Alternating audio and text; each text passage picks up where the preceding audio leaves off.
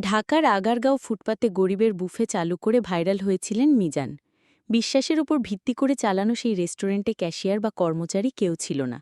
ক্রেতারা খাওয়ার পর নিজেদের মতো করে টাকাটা রেখে যেতেন।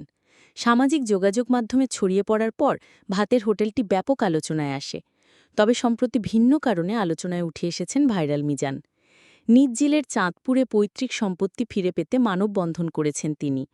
রোববার সকালে চাঁদপুর জেলা প্রশাসকের কার্যালয়ের সামনে পরিবার ও স্থানীয়দের নিয়ে এই মানববন্ধন করেন মিজান।